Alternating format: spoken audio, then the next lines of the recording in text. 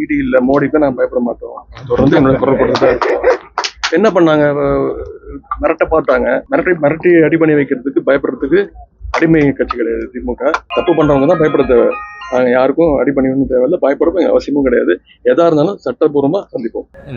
நான் மோடிக்கும் பயப்பட மாட்டேன், ஈடிக்கும் பயப்பட மாட்டேன்னு பிதற்றி கொண்டிருக்கின்ற உளறல் நிதியை, அதாவது உடம்புல உப்பு போட்டு சோறு தின்னதுக்கான அடையாளமே கிடையாது. நான் இன்னும் மோடிக்கும் பயப்படல, ஈடிக்கும் பயப்படலன்னு.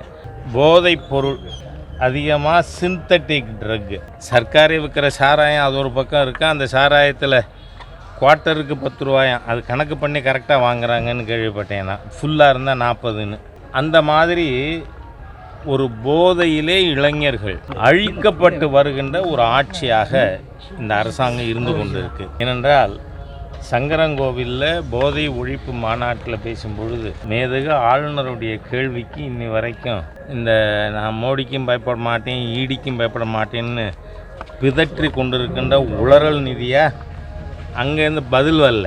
மேதகு ஆளுநர் பெர்டினன்ட் கொஸ்டின் ரைஸ் பண்ணார். நீங்கள் கஞ்சா பிடிச்சிருக்கீங்க, போலீஸ் கஞ்சா வச்சிருக்கோன்னு கைது பண்ணுது. இதுவரை தமிழ்நாட்டில் 1 கிராம் சிந்தட்டிக் ட்ரக் வச்சவனை மாநில அரசு பிடிச்சிருக்கா?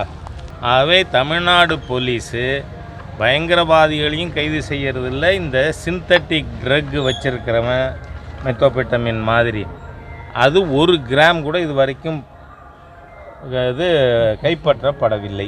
இந்த கருணாநிதியின் குடும்பம் ஆட்சி தொடருமானால் தமிழ்நாடு முழுமையாக அழிந்து போகும். செய்தியில் எல்லாம் ஊடக நண்பர்கள் தான். நான் ரொம்ப அதனால் உங்கள் மேலே ஒரு பெரிய மரியாதையே வச்சுருக்கேன். அதில் டிவியில் ஓடும்பொழுதே ஸ்க்ரோலிங் என்ன போடுறீங்க? குடிபோதையிலே தாக்கினான், குடிபோதையிலே கொலை செஞ்சான்.